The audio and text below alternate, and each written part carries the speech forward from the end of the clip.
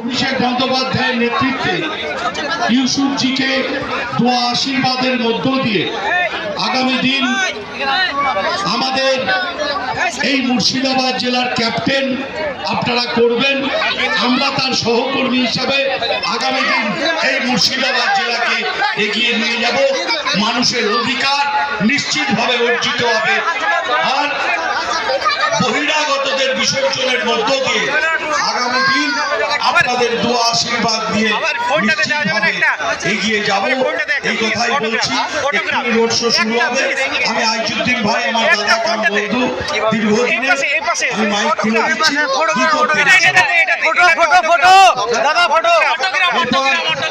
আমাদের সেই কাঙ্ক্ষিত প্রার্থী, সেই বিশ্বজয়ী বিশ্ব ক্রিকেটারকে বরণ করে নেবেন আমাদের বহরমপুর পঞ্চায়েত সমিতির সভাপতি তথা আমাদের রাজধরপাড়া অঞ্চলের রাজনৈতিক গার্জেন এবং বিশিষ্ট